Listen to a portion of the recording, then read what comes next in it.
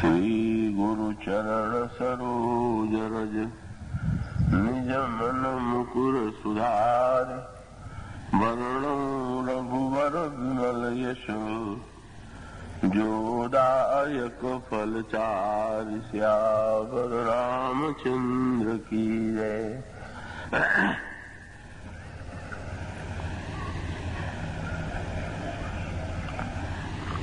समझाए देव सब जनियाचरज गुलाब हृदय विचारहु धीर धरी प्रिय रघुवीर विवाह। श्री राम कथा रस के रसिक महानुभाव, भक्तिमती देवियों, आइए धनुष यज्ञ के पश्चात हम सब भगवान के विवाह की लीला का रसास्वादन करें, क्योंकि दोनों ही प्रसंगों पर कथा कहने का अनुरोध किया गया है। इसलिए पिछले 3 दिनों में हम सब धनुष यज्ञ की चर्चा करते रहे हैं और आज सहित जो बचे हुए 3 दिन हैं उस पर उस विवाह प्रसंग पर एक दृष्टि डालने की चेष्टा की जाएगी। पर आप अपनी पूरी एकाग्रता से और तन्मयता से समय का सदुपयोग करें।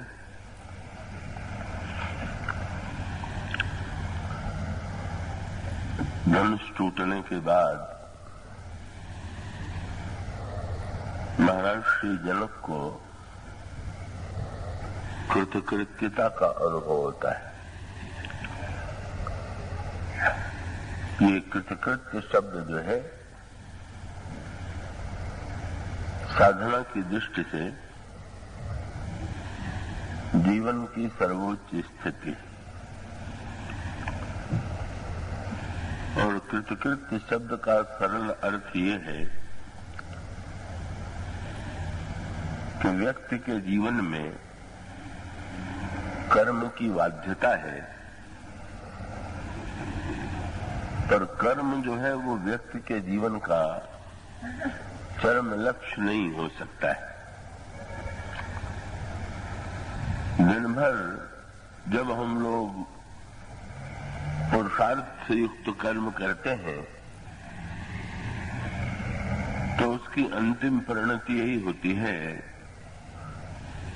कि दिन के काम काज से मुक्त होकर के हम विश्राम करते हैं और निद्रा में विश्राम की अनुभूति प्राप्त करके हमें स्फूर्ति का लाभ होता है। इसी प्रकार से जब तक व्यक्ति को ये लग रहा है कि अभी कुछ करना बाकी है, अभी कुछ पाना बाकी है, तब तक उसका जीवन अपूर्ण है। पर जब ये प्रतीत होने लगे कि अब तो कुछ पाना बाकी है ही नहीं, और जब पाना नहीं है तो करना भी नहीं है, उसी स्थिति का नाम है कृतकृत्यता। कृत्य शब्द का अर्थ है कर्म और कृत का अर्थ है जहां पर कर्म किया जा चुका है। तो रामायण के 2 महान पात्रों के चरित्र में कृतकृत्यता के 2 सूत्र आपको मिलेंगे और दोनों का संबंध श्री सीता जी से ही जुड़ा हुआ है। जब भगवान राम के द्वारा धनुष टूट जाता है टूट जाने के पश्चात जनकनंदिनी सीता जयमाल के द्वारा श्री राम का वर्ण करते हैं। उसके पश्चात परशुराम जी का आगमन होता है और परशुराम जी के अंतःकरण में जो भ्रम उत्पन्न हो गया था धनुष टूटने से, जब उसका निवारण हो जाता है तो महाराज श्री जनक महर्षि विश्वामित्र के चरणों में प्रणाम करते हैं और उन्होंने उस समय जो वाक्य कहा वो आपने पढ़ा होगा। उनका वाक्य यही था कि मोहि कृतकृत्य कीन्ह दुह भाई, अब जो उचित सो कहिए गोसाई, या अब का करऊं सो कहिए गोसाई। राजा कहते हैं कि महाराज इन दोनों भाइयों ने मुझे कृतकृत्य कर दिया, अब मुझे क्या करना है ये आप बताने की कृपा करें। तो जनक जी के कृतकृत्यता के बोध का प्रसंग ये,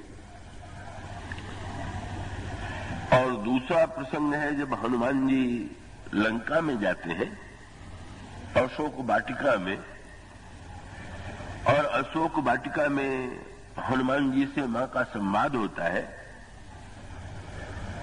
और अंत में मां प्रसन्न होकर के हनुमान जी को अनोखा आशीर्वाद देती हैं। तो उस समय यही शब्द हनुमान जी के मुंह से भी निकलता है। हनुमान जी भी यही कहते हैं, अब कृतकृत्य भयऊं मैं माता। मां अब मैं पूरी तरह से कृतकृत्य हो गया।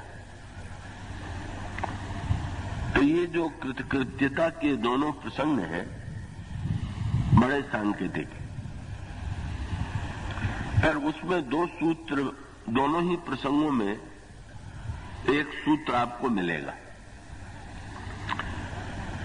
कि महाराज जनक ये कहते हैं कि मैं कृतकृत्य हो गया, और उसके बाद विश्वामित्र जी से पूछते हैं कि मैं क्या करूं।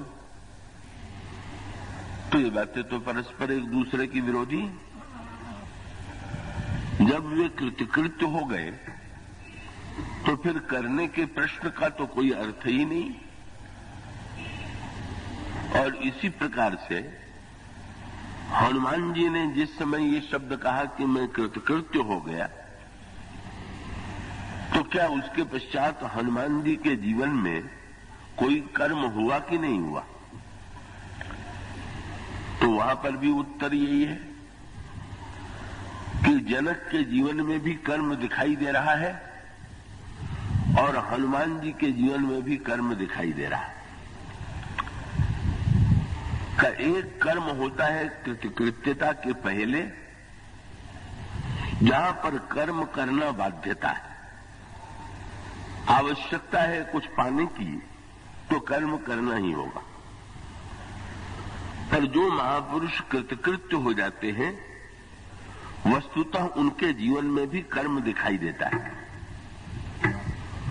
पर उनके जीवन में जो कर्म दिखाई देता है उसमें व्यक्तिगत रूप से किसी कामना की पूर्ति के लिए किया जाने वाला कर्म नहीं। तो पहले तो महत्व का तत्व ये है कि कृतकृत्यता का संबंध श्री सीता जी से ही जुड़ा हुआ है। श्री हनुमान जी और श्री जनक दोनों प्रसंग में केंद्र में सीता। ये बात अलग है कि दोनों के नाते जो हैं वो सीता जी से अलग है। महाराज जनक ने सीता जी को पुत्री के रूप में स्वीकार किया और हनुमान जी ने श्री सीता जी को मां के रूप में स्वीकार किया, और इन दोनों के जीवन में ये कृतकृत्यता है। तो इसका सूत्रात्मक तात्पर्य ये है कि वस्तुतः श्री सीता जी के माध्यम से ही व्यक्ति को कृतकृत्यता की प्राप्ति होती है। तो जनक को कृतकृत्यता का बोध तब हुआ, जो बात पिछले 3 दिनों में आप सुनते रहे हैं,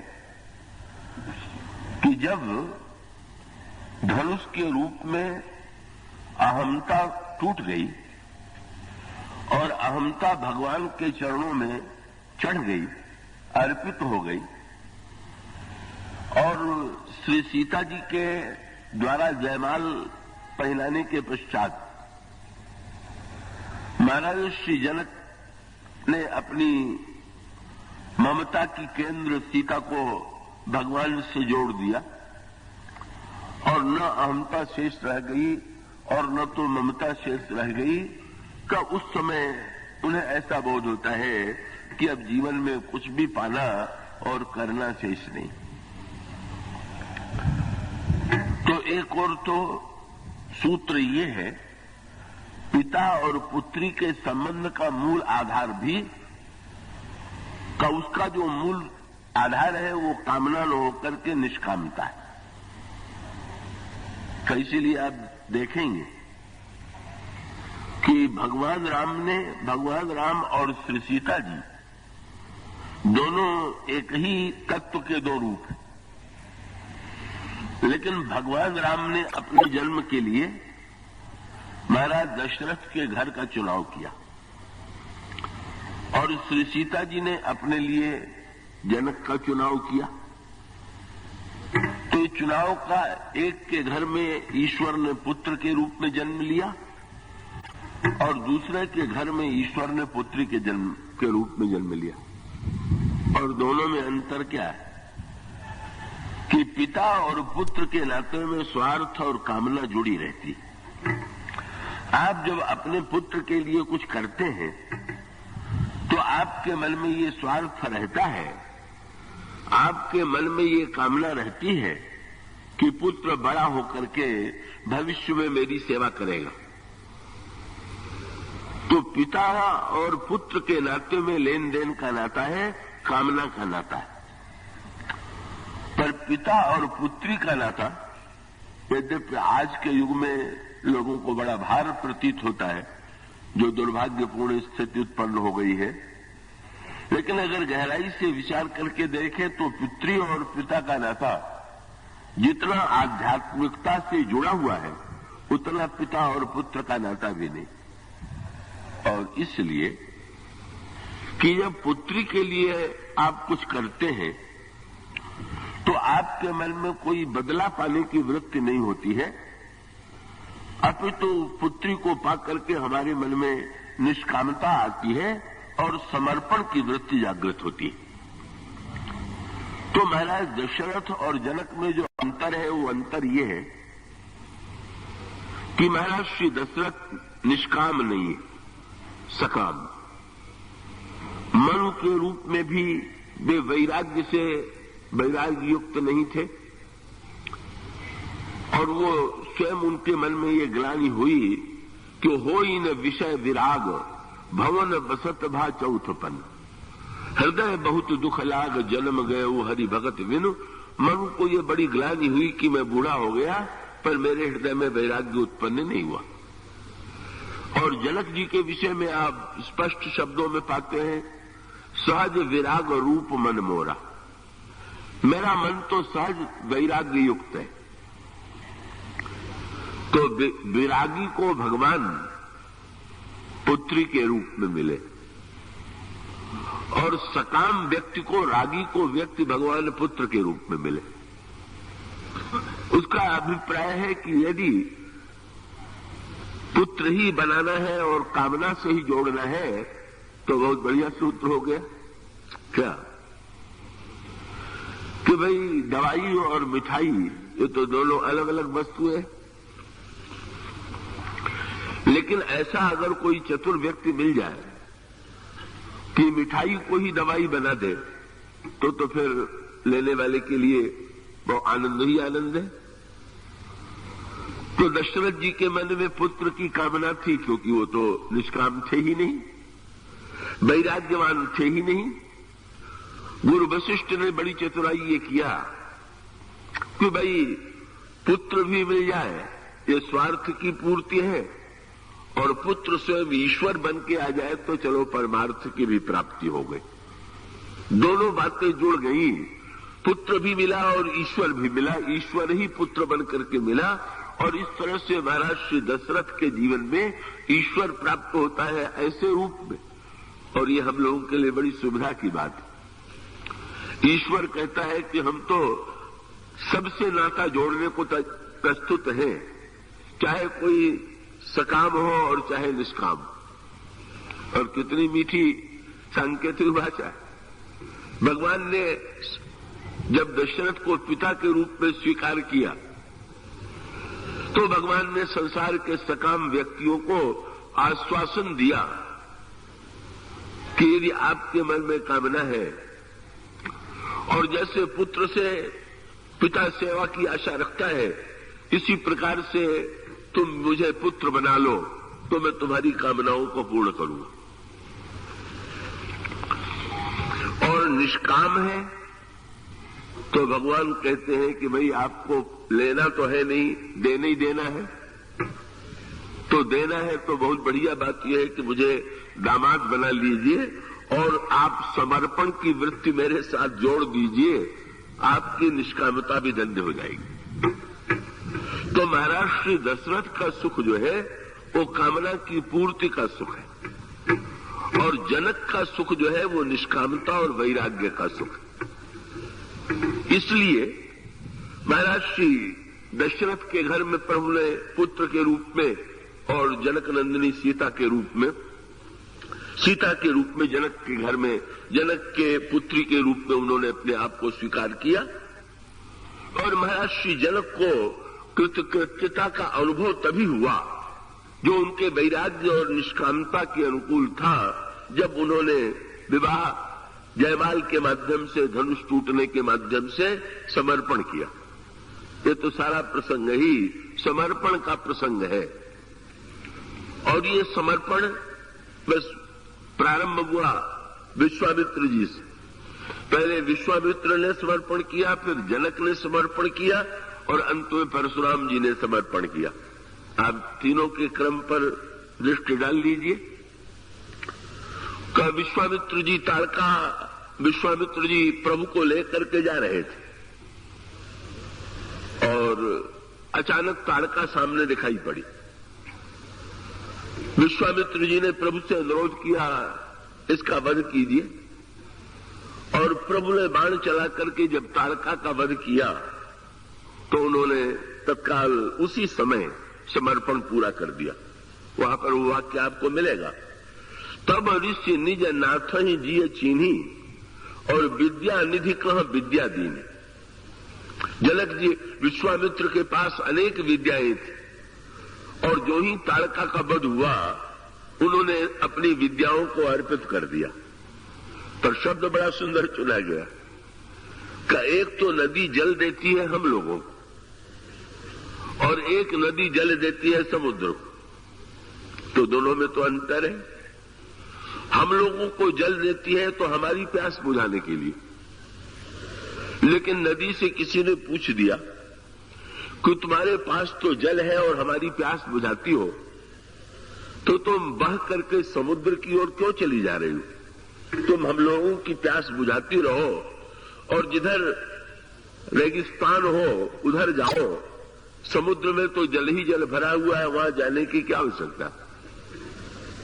नदी ने कहा कि आपके प्यास बुझाने में तो हमें आनंद मिलता ही है, लेकिन मेरी प्यास भी तो बुझनी चाहिए, और मेरी प्यास तो समुद्र में जाकर के ही मिट सकती है, अन्यत्र कहीं नहीं मिटेगी। और वो नदी जैसे समुद्र में जाकर के पूर्ण तृप्ति का अनुभव करती है, पूर्णता का अनुभव करती है, इसी प्रकार से विश्वामित्र की जो विद्या है वो विद्या निधि में जाकर के समर्पित हो गई, और वो समर्पण की पूर्णता विश्वामित्र में हुई। विश्वामित्र के आनंद की सीमा नहीं रही। महाराज श्री जनक को जिस समय धनुष टूट गया श्री सीता जी का समर्पण हुआ तो महाराज जनक के प्रसन्नता की सीमा नहीं रही, और अंत में परशुराम जी आए। तो परशुराम जी के प्रसंग को साधारण व्यक्ति तो जिस अर्थ में लेता है वो तो उसका वास्तविक अर्थ नहीं। वैसे परशुराम प्रसंग में लोग बड़ा आनंद लेते। मैं नहीं जानता कि यह रामलीला होती है कि नहीं होती होगी। तो आपने देखा होगा कि जहां रामलीला होती है वहां रामलीला में जो दिन बहुत भीड़ के रहते हैं उसमें एक दिन लक्ष्मण और परशुराम के संवाद का भी दिन होता है, और दिन कम भीड़ होगी, पर जिस दिन परशुराम जी और लक्ष्मण का संवाद होगा, कानपुर वगैरह में तो रात रात भर दोनों का संवाद चलता है और भीड़ उमड़ पड़ती है। एक महात्मा ने तो जब लक्ष्मण परशुराम के संवाद में भीड़ देखी तो उन्होंने दुखी होकर के कहा कि इस भीड़ को देख के कितनी निराशा होती है। क्यों? उन्होंने कहा कि रामलीला में भी जिस दिन झगड़ा हो उसी दिन भीड़ ज्यादा हो, तो इसका अर्थ है कि रामलीला देखने में उतना आनंद नहीं आता जितना झगड़ा देखने में, नहीं तो और दिन भीड़ अधिक होनी चाहिए। और मैंने अपने गांव में भी अनुभव किया था। लड़कपन में एक स्थान पर महाभारत की कथा साल भर चलती रहती थी, पर श्रोताओं की संख्या जो है इतनी घटती बढ़ती थी। हाँ, जिस समय शांति पर्व आ जाता था तो गिने चुने 2-4 श्रोता दिखाई देते थे, और जहां युद्ध का प्रसंग आया, युद्ध पर्व आया तो भीड़ उमड़ पड़ती थी। ये मानवीय मनोवृत्ति का परिचायक है कि व्यक्ति जो है का महाभारत और रामायण में भी अपने मनोवृत्ति के अनुकूल ही वस्तुएं घटनाएं ढूंढने की चेष्टा करता है। तो वस्तुतः लक्ष्मण परशुराम का संवाद जिस पद्धति से लोग देखते हैं वो थोड़ी का वहां पर भी देखें। मैं आशा कर रहा हूं कि आप पूरी एकाग्रता से सुन रहे हैं। का विश्वामित्र जी ने भी अहमता और ममता दोनों का त्याग किया। उसमें सूत्र क्या है? क्षत्रिय से ब्राह्मण बने और ब्रह्मर्षि कहलाए और संसार में उनकी पूजा हुई, और वो ब्रह्मर्षि पद का उनके मन में बड़ा महत्व था। किंतु समर्पण की जीवन में पूर्णता तब हुई जब पहले अहमता गई और फिर ममता गई। कब? जब यज्ञ पूरा नहीं हो रहा है तब वो चिंता हो गई कि यज्ञ कैसे पूरा हो, और तब विश्वामित्र जी को ये पता चला कि हरि बिनु मरिहि न निश्चर पापी, बिना हरि के इन निशाचरों का विनाश नहीं होगा। और फिर विश्वामित्र जी सोचने लगे कि हरि मिलेंगे कहां, और आंख मूंद करके देखा तो विश्वामित्र जी की सारी अहमता दूर हो गई। क्या? जब देखा कि महाराज दशरथ के घर में ईश्वर ने जन्म लिया तो विश्वामित्र जी ने सिर पीट लिया, बोले मैं जानता था कि ईश्वर क्षत्रिय के घर में आने वाला है, तो बेकारी ब्रह्मर्षि बनने के लिए इतना समय क्यों गंवाता? क्या रखा हुआ था इसमें? जब ईश्वर क्षत्रिय को मिल गया मुझसे पहले और ब्राह्मण बनकर के मैं पिछड़ गया, तो ये तो हमारा सारा प्रयत्न का कोई अर्थ नहीं रखता। ब्रह्मर्षि कहलाने की इतनी लालसा थी कि संसार ने कह दिया, पर जब तक वशिष्ठ जी ने नहीं कह दिया तब तक विश्वामित्र को प्रसन्नता ली हुई। और विश्वामित्र और वशिष्ठ का झगड़ा प्रसिद्ध है। लेकिन ईश्वर ने क्षत्रिय के घर में सब उलट गया, राज्य छोड़ के वन में गए, तो भगवान ने कहा मुझे पाना है तो वन को छोड़ के राज्य में चलिए। कब ब्राह्मण से क्षत्रिय बने, अब मुझे पाना है तो ब्राह्मण होकर के क्षत्रिय के घर में चलिए। और उससे भी बढ़िया व्यंग ईश्वर का क्या था? कब मुझे पाना है तो आप उस क्षत्रिय के घर में चलिए जिनके आचार्य वशिष्ठ है, जिनसे जीवन भर आपका झगड़ा रहा। ये सारा अहंकार छोड़ दीजिए तब मैं मिलूंगा। और विश्वामित्र जी ने पूरा अहम छोड़ दिया, ब्राह्मणत्व का भी। पहले ब्राह्मणत्व के लिए प्रयत्न किया, तपस्या किया, और बाद में ब्राह्मणत्व का अभिमान छूट गया। और फिर तो गोस्वामी जी ने बहुत बढ़िया बढ़िया शब्द लिखे। विश्वामित्र जब विवाह के बाद लौटने लगे तो गोस्वामी जी ने विश्वामित्र का पहले परिचय दिया था, विश्वामित्र महामुनि ज्ञानी। और जब विवाह के बाद अयोध्या से लौटने लगे तो आपने दुआ पढ़ा होगा। गोस्वामी जी कहते हैं, राम रूप भूपति भगत व्याह उछाह आनंद जात सराहत मन ही मन मुदित गाधिकुल चंद। गाधी राजा के बेटे तो उन्नति हो गई कि अवनति हो गई? महामुनि से गाधी राजा के बेटे कहलाने लगे कि नहीं भाई, वो अहमता छूट गई। बोले ठीक है, तपस्या के द्वारा मैंने ब्राह्मणत्व पा लिया, पर कितना सुख मिला। क्षत्रिय के नाते मुझे एक नए संबंध की अनुभूति हुई और अब मुझे ब्रह्मर्षि कहलाने की इच्छा नहीं है। मुझे तो गाधी राजा के बेटे में के बात को सुनकर के संतोष है। ये अहमता और ममता छूट जाना, यही तो ईश्वर की प्राप्ति। विश्वामित्र जी ने पहले अहमता छोड़ा और विद्या निधि का विद्या देने में ममता छोड़ दिया। अहमता ममता पूरी हुई और वहां पर पूर्णता प्राप्त हो गई। जनक के जीवन में अहमता और ममता, अहमता के रूप में धनुष टूटा और ममता के रूप में श्री सीता जी का श्री राम के गले में जयमाल पड़ा, वहां पर कृतकृत्यता हो गई। और परशुराम जी का प्रसंग क्या है, वहां पर भी अहमता और ममता का त्याग ही है। सूत्र एक ही क्या, विश्वामित्र जी की भी दो समस्याएं, और वो दो समस्याएं हैं का वो जो स्पष्ट दिखाई नहीं देते, गोस्वामी जी ने व्यंग्यात्मक रूप में प्रस्तुत किया। क्या विश्वामित्र धनुष टूटने के बाद क्रोध में भर करके परशुराम जी आए। धनुष किसका था? शंकर जी का। और टूटने के बाद सबसे पहले क्रोध में भर के शंकर जी को आना चाहिए कि मेरा धनुष किसने तोड़ दिया। पर बड़ी विचित्र बात है, शंकर जी तो आए नहीं, परशुराम जी आ गए। क्यों आ गए? उसका उत्तर दिया लक्ष्मण जी ने।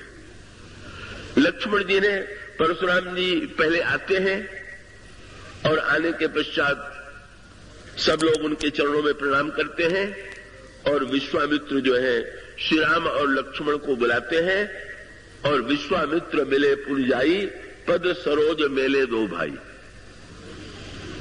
और उसके पश्चात राम लखन दशरथ के ढोटा दीन आशीष देखी भल जोटा। राम ही चितई रहे थकी लोचन रूप अपार मार मद मोचन। जब परशुराम जी ने श्री राम को देखा, इतना आनंद आया कि कुछ देर तक श्री राम की सुंदरता देखते रहे। और उसके बाद अचानक परशुराम बदल गए। क्यों बदल गए? एक और श्री राम खड़े थे और वहीं पर बगल में ही धनुष पड़ा हुआ था। गोस्वामी जी ने व्यंग्यात्मक भाषा का प्रयोग किया। अचानक राम से दृष्टि परशुराम की हटी और धनुष पर चली गई। गोस्वामी जी का वाक्य आपने पढ़ा होगा, देखे चाप खंड मही डारे। खंडित धनुष को उन्होंने देखा। तो उसका अर्थ क्या है? एक और धनुष है और दूसरी ओर श्री राम। श्री राम कौन है? अखंड है। ज्ञान अखंड एक सीताबर और धनुष कौन है? खंड है। बोले संसार जो है वो खंड है और उसको देखने के बाद फिर अखंड को देखे, पर अखंड को देखने के बाद जो खंड की ओर आंखें ले जाएगा उसको तो दुखी होना ही पड़ेगा। पहले जब तक अखंड ब्रह्म को देखते रहे तब तक आनंद की सीमा नहीं थी, पर अखंड से हट करके खंड की ओर दृष्टि चली गई और खंड की ओर दृष्टि चली गई तो तुरंत जनक जी से पूछ दिया, कहू जड़ जनक धनुष कहीं तोड़ा। मूर्ख जनक, धनुष किसने तोड़ा?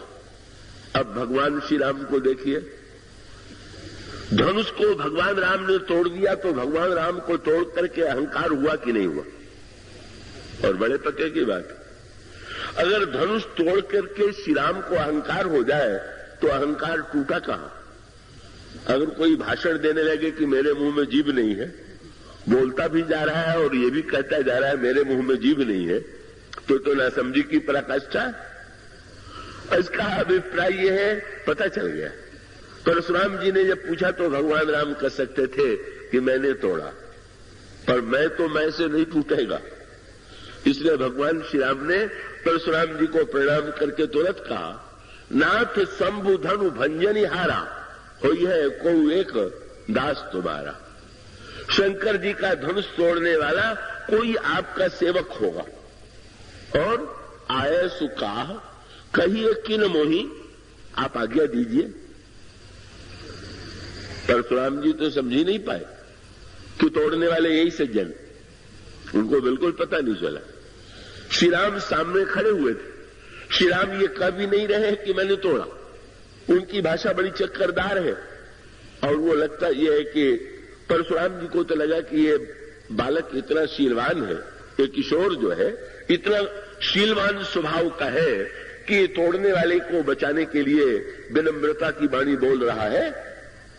और श्री राम में उनको लक्षण भी नहीं दिखाई दिया तोड़ने वाले का। एक तो उनके मन में कल्पना यह थी कि तोड़ने वाला जो था वो गर्व से सीना फुलाए खड़ा होगा, तो श्री राम तो शांत भाव से जो के तो खड़े। चारों ओर देखने लगे कि देखें सबसे अधिक सीना किसका फूला हुआ, तो कोई दिखाई ही नहीं दिया। फिर परशुराम जी सोचने लगे कि अच्छा, मेरे आने के पहले जितना भी सीना फूला रहा हो, पर मेरे आने के बाद तो डर के मारे तोड़ने वाला कांप रहा हो। देखें कौन कांप रहा है, तो कांपने वालों की संख्या तो इतनी अधिक थी कि समझ में नहीं आता था कि इसमें तोड़ने वाला कौन हो सकता है।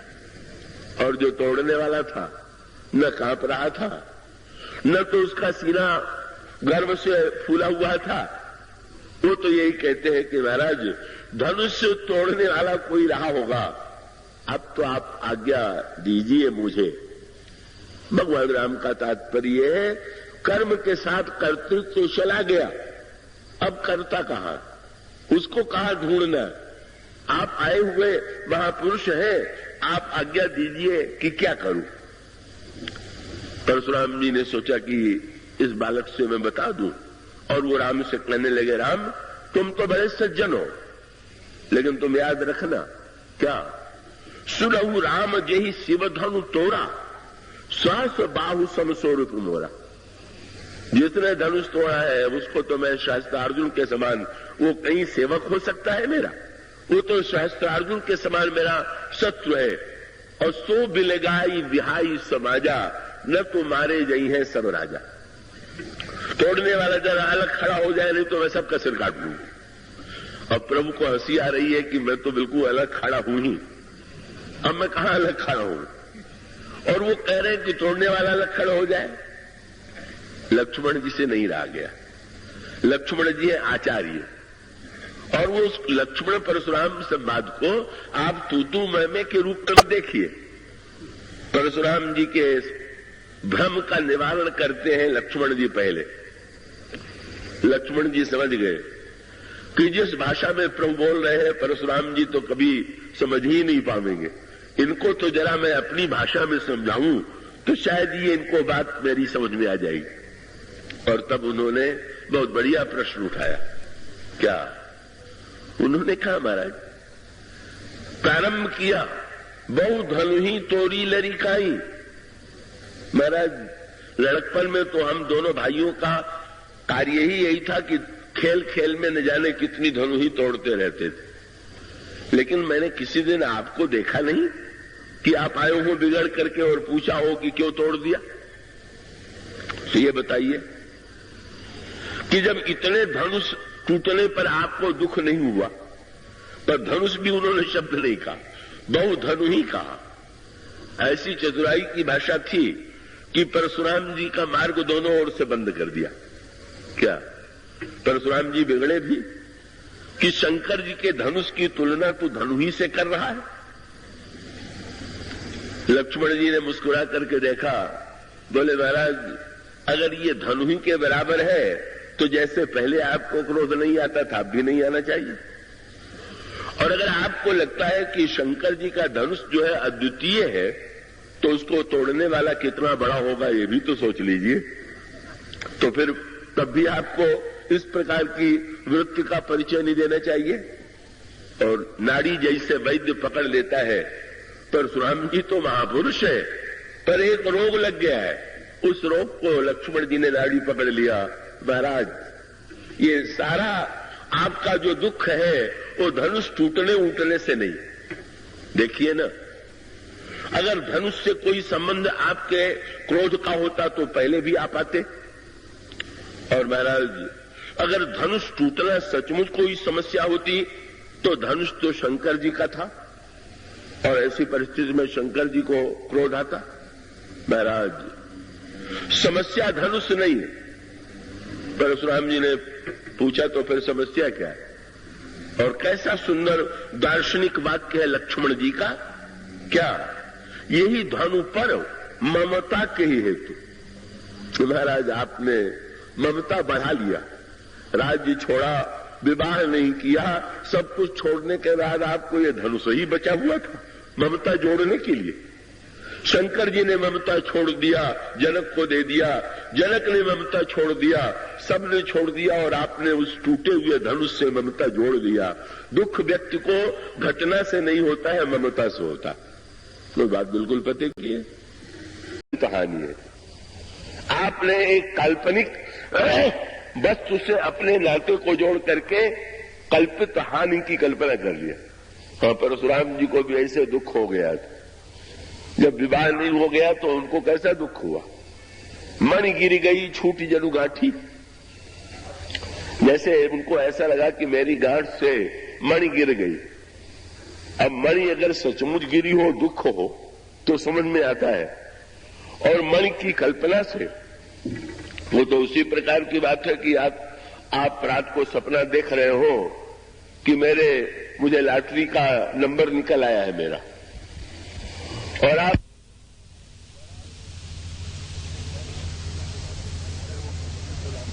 हो कि मुझे तो लाखों रुपए का लाभ होने जा रहा था, तूने सत्यानाश कर दिया, मेरा बड़ा घाटा करा दिया। तो ये तो बचपने की पराकाष्ठा है।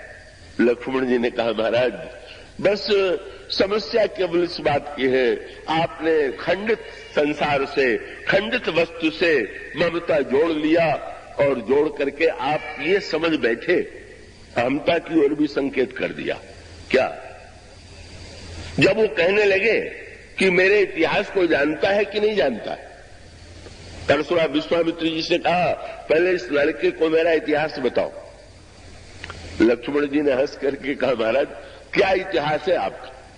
उनके अहमता पर लक्ष्मण जी ने कटाक्ष किया। क्या? परशुराम जी ने कहा, बाल ब्रह्मचारी अति कोही और विश्व विदित क्षत्रिय कुलद्रोही, जिसने सारे संसार से 21 बार क्षत्रियों को मिटा दिया, वो परशुराम में। लक्ष्मण जी को ऐसी हंसी आई जैसे कोई बच्चा आपके सामने का गणना अंक की करने लगे और 1 से प्रारंभ करके 20-21 तक का अंक गिन करके गर्व से आपको देखे कि मुझे कितने अंक याद है। तो आपको हंसी आए बिना नहीं रहेगी, पर आप कह सकते हैं कि अच्छा चलो भाई, तुमने इतना अंक याद कर लिया। लक्ष्मण जी कौन है? ये साक्षात काल भगवान, अनंत भगवान जो है वही सृष्टि काल में प्रलय करने वाले काल। इसीलिए जब परशुराम जी ने कहा कि रे इंद्र बालक काल बस, तो लक्ष्मण जी को यह सोच करके हंसी आ गई कि आप अगर मुझे पहचानते होते तो मेरे लिए ये शब्द न कहते। काल क्या काल के बस में होगा? आप काल को ही डराने की चेष्टा कर रहे हैं। और संकेत क्या था? बोले, महाराज, काल तत्व पर विचार कीजिए कि काल ने सारे संसार का संहार, ब्रह्मांड का प्रलय अनंत बार किया, और अनंत से आप 21 अंक सुना रहे हैं। लक्ष्मण जी का नाम है अनंत, तो अनंत के सामने 21 का अंक, वो हंस करके कहते हैं, महाराज, आपकी अहमता और ममता दोनों झूठी। जो अहंकार आपने पाल लिया है मैंने बहुत कर डाला है, वो भी किसी काम की बात नहीं, और जो आपने धनुष से ममता जोड़ दिया वो भी ठीक नहीं। और अंत में आप देखेंगे कैसी बढ़िया हमता और ममता दोनों छूट गए। इसलिए परशुराम जी को बड़ी प्रसन्नता हुई। अगर परशुराम जी उसको समझते कि मैं हार गया, तब तो परशुराम जी के मन में क्रोध उत्पन्न होता, बदला लेने की वृत्ति उत्पन्न होती, पर नहीं, दोनों छूट गया कि नहीं छूट गया। जब भगवान श्री राघवेंद्र परशुराम जी से हाथ जोड़ करके बार बार कहा कि आप तो ब्राह्मण हैं, तो परशुराम जी बोल पड़े, निपट ही द्विज कर जानस्य मोही। मैं, बस सारे शब्दों के मूल में मैं जैसे विप्र सुनामू तो ही, कोप मोर अति घोर किसानू, समिधि सेन चित्रंग सहाई, महामहीप भय पशुआई। मैं ऐसा, मैंने ये किया, मैंने ये किया, मैंने ये किया। प्रभु बड़े मुस्कुराते हुए सुनते रहे, ऊपर हंसी भी नहीं आने दिया। अंत में भगवान श्री राघवेंद्र के वार्तालाप के अर्थ पर जब गहराई से परशुराम जी ने विचार किया, तो उनको लगने लगा कि अभी तक सुनने में ये जैसी ये भाषा लग रही थी, क्या लक्ष्मण और श्री राम के द्वारा जो कुछ कहा जा रहा था उसका अर्थ उतना ही तो नहीं है जो सुनने में लग रहा था। और तब सुने मृदु गूढ़ बचन रघुपति के, उघरे पटल परस उधर मति के। उनके बुद्धि के ऊपर जो आवरण छा गया था वो दूर हो गया। और तब परशुराम जी ने स्पष्ट शब्दों में कहा, राम रमा पति कर धनु लेहू, खेचऊ चाप मिटे संदेह। राम मेरे पास विष्णु भगवान का धनुष है, अगर इस धनुष को तुम खींच करके चढ़ा दोगे तो मैं समझ लूंगा कि अवतार हो चुका और मेरा भ्रम दूर हो जाएगा। परिणाम क्या हुआ? भगवान राम ने एक अनोखा खेल किया, और वो अनोखा खेल क्या था? देत चाप आपू ही चली गए। वो भगवान राम ने धनुष लेने के लिए हाथ नहीं बढ़ाया। कभी कभी व्यक्ति को भ्रम होता है कि अगर करता नहीं होगा तो कर्म कैसे होगा। परशुराम जी भी यही कह रहे थे कि अगर धनुष टूटा है तो राम ने तोड़ा होगा, और लक्ष्मण जी भी कहते हैं कि बिल्कुल नहीं, और भगवान राम ने भी कह दिया। महाराज उन्होंने कहा कि तुम्हें धनुष तोड़ करके अभिमान तो जरूर हुआ होगा, तो भगवान श्री राम ने यही कहा कि महाराज छूते ही टूट पिनाक पुराना, तो मैं के ही हेतु करूं अभिमान। मैं किस बात पर अभिमान करूं? कोई पुराना किला हो, आप देखने के लिए जाएं, उसको छुए, उसी समय दीवार गिरने वाली थी, आपने छुआ, दीवार भी गिर पड़ी। अब आप घोषणा करने लगे कि मेरी भुजा में तो वो शक्ति आ गई है कि बड़े बड़े किले की दीवार को भी ढहा दे। प्रभु ने हंस करके कहा, महाराज वस्तु तो जो विनाशी है उसका समय पर विनाश होता है। अगर धनुष मैं तोड़ता तो जिस समय जनक ने प्रतिज्ञा की थी उसी समय तोड़ देता, लेकिन मैं बैठा हुआ था गुरु जी की आज्ञा के लिए, और गुरु जी भी इतनी देर क्यों कर रहे थे? क्या विश्वामित्र समय शुभ जानी, काल की प्रतीक्षा। महाराज धनुष तो समय पर बिटना था, संजोग ऐसा था कि जिस समय उसके टूटने का समय था गुरुजी ने मुझको भेज दिया। वो तो कोई भी छूता तो टूट जाता, तो ऐसी स्थिति में मुझे ये भ्रम थोड़ी है। ये बात अगर व्यक्ति समझ ले कि ये जो मैं चिल्लाता रहता है व्यक्ति, ये मैं के द्वारा जो कुछ होता हुआ दिखाई देता है, ये काहे का मैं है, ये समय है, प्रारब्ध है। ये बातें मिलकर के किसी व्यक्ति के द्वारा कुछ करा देती हैं और व्यक्ति अपने में मिथ्या गर्भ पाल देता है। परिणाम क्या हुआ? भगवान राम ने परशुराम जी को दिखा दिया। अगर भगवान राम धनुष ले करके उसको चढ़ाते तो परशुराम जी कहते कि तुमने लिया और तुमने चढ़ाए, पर जब धनुष अपने आप चला गया और चढ़ भी गया, परशुराम जी समझ गए क्या कि प्रभु ने बता दिया कि जैसे बिना पकड़े बिना चढ़ाए चढ़ सकता है वैसे टूट भी सकता है, उसमें कुछ करने की आवश्यकता नहीं है। प्रभु ने प्रत्यक्ष दिखा दिया कि नहीं महाराज, कर्तृत्वहीन कर्म भी होता है। और फिर वो जो धनुष था, बस यही तो दो बात, मैं और मेरापन। धनुष में मेरापन था, विष्णु का धनुष मेरा धनुष है, और उस धनुष को लिए हुए थे। धनुष चला गया, और चला गया तो परशुराम जी ने पूछ दिया धनुष से कि तुम जाने के लिए इतने उतावले क्यों हो गए, अपने आप क्यों चले गए? तो धनुष ने परशुराम जी से कहा कि महाराज देखते नहीं है, एक जो है देर करने पर टूटा हुआ पड़ा, क्या मैं भी इसी तरह से टूट करके जाता? बढ़िया यही है कि बिना टूटे ही उनके हाथ में चला जाए। और साथ साथ अब कितनी अहमता और ममता छूट गई।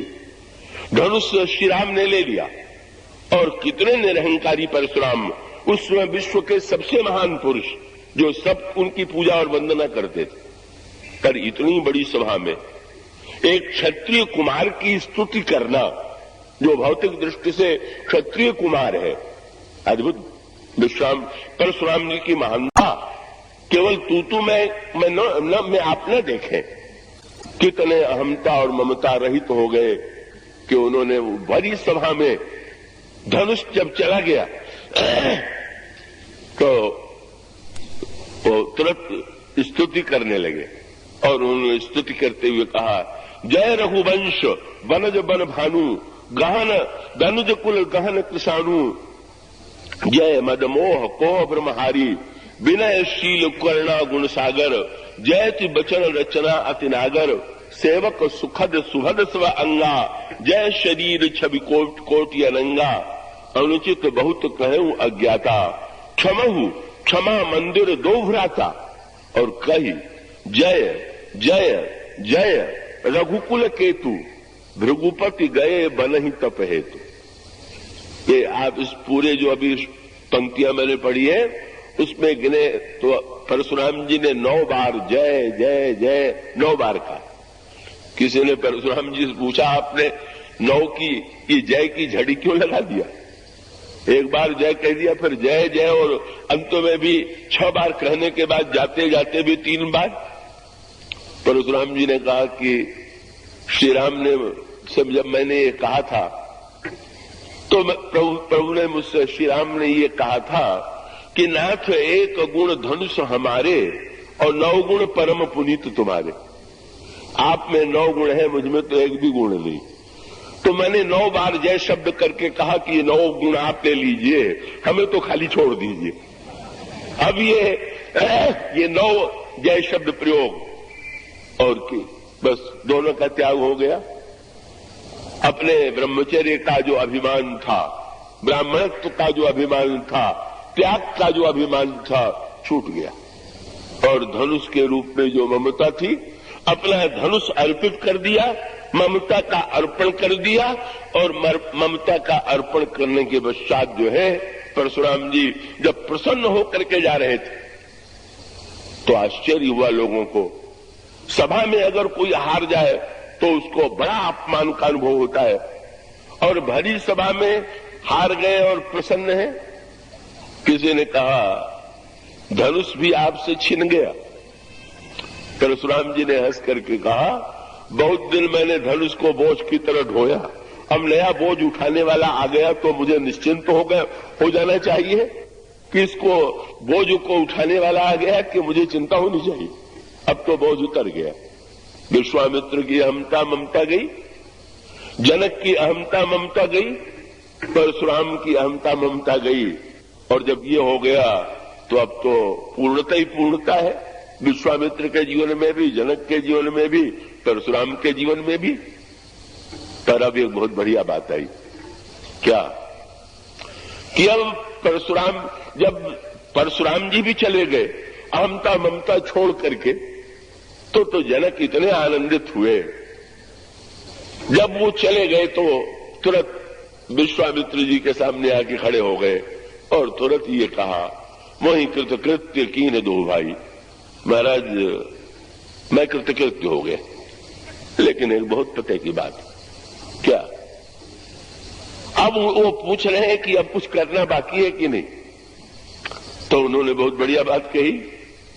क्या? बोले टूटत ही धनु भयऊ विबाहु, धनुष टूटते ही विवाह तो हो गया। गरुड़ कठोर विदित सब काबू, संसार जान गया कि धनुष टूटते ही सीताराम का विवाह हो गया। पर अब आज्ञा देते हैं, यही संत की भूमिका। तदपि जाई तुम करहु अब, जथा वंश व्यवहार, बूझी विप्र कुल वृद्ध गुरु, वेद विदित आचार। विवाह तो हो गया, फिर भी तुम विवाह की तैयारी करो। जब विवाह हो गया तो अब विवाह की तैयारी क्या करना? अब तो जनक जी को चाहिए कि रथ पर बैठा करके श्री राम और सीता को वहीं से सम्मान पूर्वक अयोध्या विदा कर दे।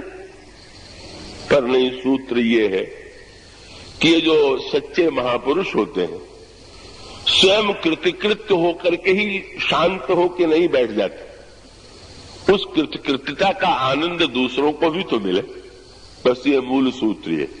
फिर से विवाह का जो प्रसंग जोड़ा गया, कोई आवश्यकता नहीं थी। पर विवाह प्रसंग का अभिप्राय ये है कि भाई जनकपुरवासी निष्काम लोगों ने तो विवाह का रस ले लिया, पर जो सकाम व्यक्ति हैं, जो दूर हैं, वो भी तो इस विवाह का आनंद ले लें। ये बांटने के लिए, और इसीलिए अब भी आपके यहां भी होता होगा, हर वर्ष जो है विवाह पंचमी आती है और मंदिरों में जो भगवान राम के मंदिर हैं वहां मंडप बनाया जाता है। रात रात भर विवाह के गीत गाए जाते हैं, विवाह का मंत्र पढ़ा जाता है। सीता जी और श्री राम का विवाह होता है। आपने विचार करके देखा, इसकी क्या आवश्यकता है? आप विवाह पंचमी को विवाह की वर्षगांठ के रूप में याद कर लीजिए कि त्रेता युग में आज के दिन विवाह हुआ तो ये ठीक, पर बारात भी निकल रही है। मैं तो कई बार श्री अवध में सम्मिलित हुआ हूं, शाम के समय वहां श्री राम की बारात भी निकलती है। मंदिर में रात भर विवाह के मंडप में विवाह भी होता है। तो विवाह हो गया कि होना बाकी है? हो गया तो ये क्या हो रहा? एक भक्त जो है भगवान के विवाह के लिए मंडप बना रहा था। किसी स्थूलता युक्त व्यक्ति ने देख करके कहा, क्या हो रहा है? बोले प्रभु के विवाह की तैयारी कर रहा हूं, मंडप में विवाह होगा। हंसी आ गई। विवाह तो न जाने कब हो गया। और अगर विवाह की बात भी तुम्हारे मन में आई तो तुमको संकोच नहीं लग रहा? ऐसे ही मंडप था जनक का, सोने और मणि का मंडप। उस मंडप में विवाह हुआ और तुम केले के खम्भे और बांस गाड़ करके मंडप बना रहे हो और अब विवाह करोगे। ये कैसी तुम्हारी प्रतिकूल वृत्ति है? भक्त ने बहुत सुंदर उत्तर दिया। भक्त ने कहा, महाराज जनक के मंडप में सारी विशेषता होते हुए भी एक कमी रह गई थी, इसीलिए मुझे नया मंडप बनाना पड़ रहा। क्या महाराज जनक के मंडप में भी कोई कमी निकल आई क्या? हाँ। क्या? बोले जनक के मंडप में जनक थे, दशरथ थे, अयोध्या और जनकपुर के नागरिक थे, सतानंद और वशिष्ठ थे, सब थे, लेकिन मैं नहीं था। यही कमी दूर करने के लिए मैं मंडप बना रहा हूं कि सबने देखा तो क्या हुआ, मैं भी तो अपनी आंख से देखूं। मूल आनंद यहीं पर है। लीला को इतिहास के रूप में पढ़ करके ऐसा हुआ मत भूल जाइए। तब उस समय जो विवाह में सम्मिलित हुए होंगे उनको आनंद होगा। ये भक्त लोग भगवान का जन्मोत्सव मनाते हैं। जन्म हुआ 12 बजे कहते हैं अब भगवान का जन्म हुआ। विवाहोत्सव मनाते हैं, कहते हैं भगवान का विवाह आज मैं इस मंडप में करूंगा। और इसका अभिप्राय यह है कि अगर कोई महापुरुष बड़ा व्यक्ति जो है स्वयं आनंद पाले, पर वो आनंद अगर दूसरों को न मिले, कोई आकर के आपके सामने वर्णन करने लगे कि आज तो वहां पर भोज था और ये वस्तुएं बनी हुई थी, तो भाई उन वस्तुओं का वर्णन सुनकर के क्या सुनने वाले का पेट भर जाएगा क्या? उसका तो पेट तब भरेगा जब उसके सामने भी वो व्यंजन परोसा जाए। तो विवाह बार बार हुआ। पहले पुष्पवाटिका में विवाह हुआ, लेकिन उस विवाह को देखने वाले बड़े गिने चुने थे, पुरुष तो कोई था ही नहीं, लक्ष्मण जी को छोड़कर। वहां श्री सीता और श्री राम का दिव्य विवाह हुआ भावनात्मक रीत से, जिसकी चर्चा कल चली थी। अब वहां तो आनंद मिला लक्ष्मण जी को, पर अभी जनक का आनंद अधूरा है। उनका आनंद तब पूरा होगा जब धनुष टूट गया, और धनुष टूट गया तो फिर ऐसी स्थिति में जनक का आनंद पूरा हो गया। लेकिन इसके बाद वे विश्वामित्र कहते हैं कि तुम्हारा आनंद तो पूरा हो गया, पर अभी तो अयोध्या वासियों का आनंद अधूरा। अभी तो तुमने अपने मंडप में विवाह किया और तुमने उस विवाह का आनंद लिया, पर अब ऐसा मंडप बनाओ कि जिसमें जनकपुर के साथ साथ अयोध्यावासी भी एकत्र हो और वो भी विवाह का रस, विवाह का आनंद पावे। बात यह है कि अगर विवाह होना है तो एक ही बार होना, लेकिन जहां विवाह न हो के विवाह की लीला हो रही हो तो 1000 बार नहीं, 1,00,000 बार कीजिए। लीला में यही तो आनंद है। इसीलिए अब बारात बुलाई गई, निमंत्रण भेजा गया, और उस निमंत्रण को पाकर के महाराज श्री दशरथ गदगद हो गए, अयोध्यावासी आनंद में डूब गए, और बारात जो है चल पड़ी। ऐसी अद्भुत बारात जहां पर दूल्हा ससुराल में पहले ही पहुंचा हुआ है और बारात बाद में जा रही। ये दूल्हा तो शाश्वत दूल्हा है ना, क्या इसका तो सीता जी से नित्य मिलन शाश्वत है, पर उसके नाते से जो बारात लेकर के चले उनके आनंद, उनका उत्सव, उनका उत्साह देखने योग्य था। और इस विवाह में क्या है? ज्ञान का तत्व है, भक्ति का तत्व है, कर्म का तत्व है। ऐसा अद्भुत रहस्यपूर्ण ये विवाह है। इस विवाह का जो आनंद है वो तो बड़ा अद्भुत आनंद है। इस विवाह को देखने के लिए ब्रह्मा आए, शंकर जी आए, गणेश जी आए, स्वामी कार्तिक जी आए, इंद्र आए, देवता आए, मनुष्य आए, और सब लोग इस विवाह में सम्मिलित हुए। ये विवाह क्या है? जो विवाह बाद में मंडप बना करके बारात को बुला करके किया गया, वो विवाह क्या है? बड़ी बढ़िया बात आती है। स्वर्ग में धूम मच गई, श्री राम का विवाह होने वाला। तो शंकर जी के विवाह का प्रसंग चल रहा है, तो देवताओं ने, वहां पर भी वही सूत्र है जिसकी चर्चा मैं आपसे कर रहा हूं। जब ब्रह्मा जी आए शंकर जी से ये कहने के लिए कि विवाह कर लीजिए, तो डर गए कि अगर मैं कहूंगा विवाह कर लीजिए तो कह देंगे कि अभी हमारा पार्वती से विवाह बाकी है क्या? हम तो अनादिकाल से दोनों एक ही हैं। इसे ब्रह्मा जी ने बहुत बढ़िया बात कही। क्या? सकल सुरन के हृदय अस शंकर परम ऊंचा, क्या निज नयनन देखा चाहे। महाराज आपका जब पहले विवाह हुआ होगा तो हम लोगों ने तो किसी ने देखा नहीं। अब कुछ ऐसा विवाह कीजिए कि हम लोग भी देख सके। ये बहुत बढ़िया बात। बेटे से बाप ने पूछ दिया क्या देखना चाहते हो? बेटे ने कहा बाप का विवाह देखना चाहते। अब बाप की समस्या ये है कि वो बेटे को सब कुछ दिखला सकता है, पर अपना विवाह कहां से दिखावेगा? लेकिन नहीं, जगत पिता ने सचमुच क्या किया? बेटे के सामने संसार के जीव पुत्र है, और उन पुत्रों के सामने जगत पिता और जगन माता का विवाह हो रहा। वो तो धनुष यज्ञ में आया कि कुछ राजा थे जो तो बड़ी दौड़ धूप कर रहे थे, और कुछ राजा उठ ही नहीं रहे थे। तो जो लोग जिनकी नाक कट चुकी थी या हार चुके थे, वो चाहते थे कि इनकी भी दुर्दशा हो, तो उकसाने लगे। बोले आए थे तो उठते क्यों नहीं? क्या पानी के लिए नहीं आए थे? भले राजाओं ने यही कहा कि हम लोग तो पानी के लिए आए थे, पर आए थे एक को पाने मिल गए दो। क्या आए थे सीता जी को पाने और श्री राम मिल गए, मानो बालक को माता और पिता दोनों मिल गए। अगर दोनों में से एक मिले तो बालक के आनंद की पूर्णता नहीं होती। तो तुम लोग तो एक को भी नहीं पा सके और हम लोगों ने दो दो को पा लिया। अब इस प्रकार की चेष्टा करने की कोई आवश्यकता नहीं। ये विवाह क्या है? इस विवाह का सारा तत्व यही है।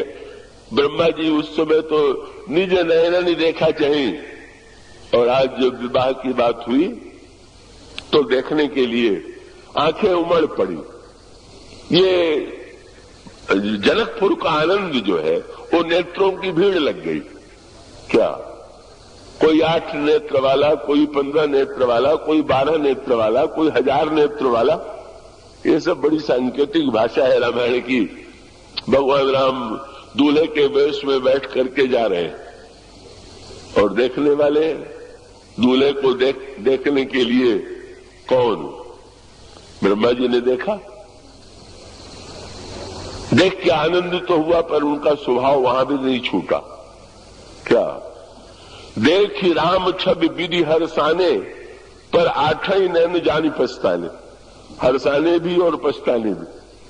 हाय मेरे पास तो 8 ही नेत्र है।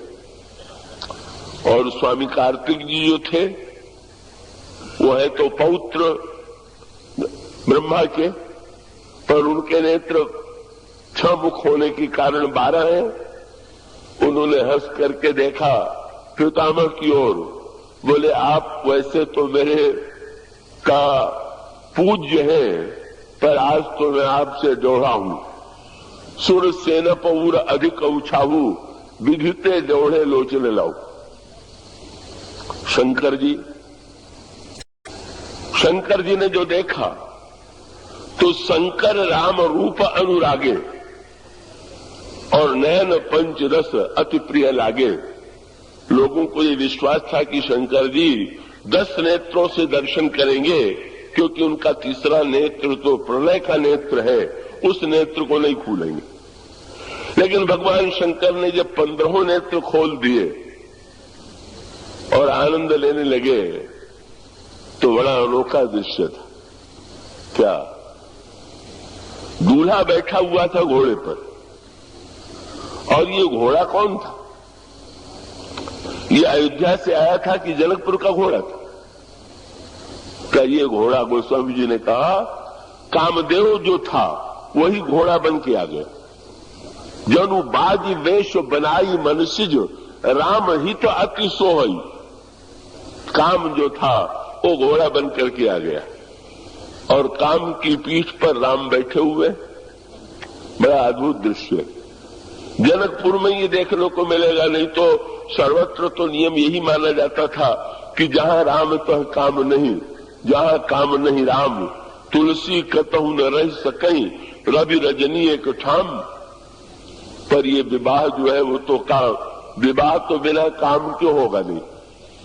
और विवाह हो रहा है राम का, तो राम और काम इस समय दोनों एक साथ दिखाई दे रहे हैं। काम के पीठ पर दूल्हे के रूप में राम बैठे हुए। सो घोड़े ने शंकर जी की ओर देखा, काम था, और चुनौती दे दिया। बोले उस समय, उस दिन तो आपने जला दिया था, आज भी जला के देखिए मैं जलता हूं कि नहीं जलता हूं। उस समय तो तीसरे नेत्र से जल गया, इस समय तो आपके 5-5 तीसरे नेत्र खुले हुए हैं। अब जला करके देखिए तो जाने। शंकर जी ने हंस करके देखा और घोड़े से कहा कि जरा राम को छोड़ करके देखिए तो जाने, जरा अलग तो हो। तुम जब तक श्री राम का आश्रय लिए हुए हो तभी तक तुम सुरक्षित हो। जब तुम श्री राम से अलग हो जाओगे तो तुम मेरी दृष्टि से तुम विनष्ट हुए बिना नहीं रहोगे। बड़ा अद्भुत दृश्य है। पर ये विवाह क्या है? इस विवाह में काम और राम का मिलन है, तुरीय और ब्रह्म का मिलन है, वर और जगन माता और जगत पिता का मिलन है। ये विवाह केवल साधारण विवाहों की तरह न हो करके, ब्रह्मा तो ऐसे चक्कर में पड़ गए जब जनकपुर में आए। क्या बोले विधि भयऊ आश्चर्य विसेखी निज करनी कसुकतो न देखी। ब्रह्मा को तो पहले यही लग रहा था कि ये विवाह जनकपुर में हो रहा है, जनकपुर का निर्माण मैंने किया है, जनकपुर में जो वस्तुएं हैं वो मेरी बनाई हुई है। लेकिन जब ब्रह्मा ने देखा कि जनकपुर में उनकी बनाई हुई कोई वस्तु नहीं है तो बड़े फेर में पड़ गए। क्या हो गया, ये कहां विवाह हो रहा है, यहां मेरी बनाई हुई कोई वस्तु दिखाई क्यों नहीं दे रही। बुद्धि चक्कर में पड़ गई। ब्रह्मा बुद्धि के देवता, शंकर जी ने देखा कि बुद्धि तो चक्कर में पड़ गई, तो शंकर जी विश्वास के देवता है। बुद्धि को जब भ्रम हो तो विश्वास के द्वारा ईश्वर के संबंध में बुद्धि में भ्रम उत्पन्न होता है। ईश्वर तो विश्वास के द्वारा ही उसका आनंद दिया जा सकता है। शंकर जी तुरंत ब्रह्मा जहां थे वहां आकर के खड़े हो गए और खड़े होकर के ब्रह्मा को सीधे नहीं उन्होंने कुछ कहा, यही कहा शिव समुझाए देव सब जनि आचरज बुलाहु हृदय विचारहु धीर धरी सिय रघुवीर विवाह। ब्रह्मा ने कहा, शंकर जी ने कहा, ये विवाह केवल आंखों से देखने के लिए नहीं है, हृदय में विचार करिए कि ये सीता और श्री राम का विवाह। क्या सूत्र दिया शंकर जी ने। एक लड़के ने कहीं से माता पिता के विवाह का पुराना एल्बम देख लिया जिसमें विवाह के चित्र थे और लड़का विवाह के चित्रों को देख के बड़ा प्रसन्न हुआ पर अंत में उदास हो गया। किसी ने पूछा पहले प्रसन्न क्यों हुए और बाद में उदास क्यों हो गए। उसने कहा पहले तो मैंने ये देखा कि हमारे सब संबंधी जो हैं इसमें हैं तो बड़ी प्रसन्नता हुई, पर सबको देखने के बाद जब मैंने देखा कि इसमें मेरा चित्र कोई नहीं है तो मुझे बड़ी उदासी हो गई। तो समझाने वाले ने कहा कि बेटा तुम सदा से थोड़ी थे, ये विवाह होने के बाद तुम्हारा जन्म हुआ तो तुम्हें को ये सोच के प्रसन्न होना चाहिए कि ये विवाह न होता तो मेरा जन्म कहां से होता। तो तुम यहां पर सूत्र ये था, ब्रह्मा कहते हैं मेरा बनाया हुआ कुछ क्यों नहीं है। शंकर जी हंस करके व्यंग करते हैं, बोले अभी तो सीताराम का विवाह हो रहा है, तब आपका जन्म होगा, तब न संसार आप बनावेंगे। यहां मत ये ढूंढने आइए कि मैंने क्या बनाया, यहां तो ये देखिए कि मुझे किसने बनाया। ये पते की बात, जब तक व्यक्ति ये देखता है कि मैंने क्या बनाया तब तक अभिमान उसमें बढ़ता जाता है और जब व्यक्ति ये देखता है कि मुझे किसने बनाया तो सारा अभिमान समाप्त हो जाता है। बस बनाने वाले को सावधान रहना है, मैंने क्या बनाया है इसको भूल जाए। अगर इसे नहीं भूलेगा तो उस मूर्तिकार जैसी दशा होगी कि जिस मूर्तिकार को किसी ज्योतिषी ने बता दिया था कि तुम्हारी मृत्यु जो है 1 वर्ष बाद हो जाएगी और दिन भी बता दिया था। और मूर्तिकार मूर्ति बनाने में इतना कुशल था कि उसने अपनी 12 मूर्तियां तैयार की, बनाई और मृत्यु का जब दिन आया तो 12 मूर्तियों को रख करके उसी में मूर्ति की तरह स्वयं भी बैठ गया और जब यमराज के दूत लेने आए तो निराश होकर लौट गए। यमराज ने पूछा क्या हुआ, बोले महाराज वहां तो 13 एक ही आकृति वाले हैं, किसको 13 को लाना है कि एक को लाना है। लाना तो एक को ही है, तो क्या उपाय है। ब्रह्मा ने कान में यमराज ने मंत्र दे दिया, ये जा करके कहो तो तुम एक को पकड़ लाओगे। और वो मंत्र क्या था, यमराज के दूत आए तो कहने लगे कि वो मूर्ति बनाने वाला कौन है, अगर वो मिल जाता तो उसका हाथ चूम लेते। ऐसा मूर्तिकार अभी तक पैदा नहीं हुआ। सो मूर्ति बनाने वाला खड़ा हो गया, मैंने बनाया। बोले बस चलो, पकड़ में आ गए तुम, मैंने बनाया नहीं भूल पाया।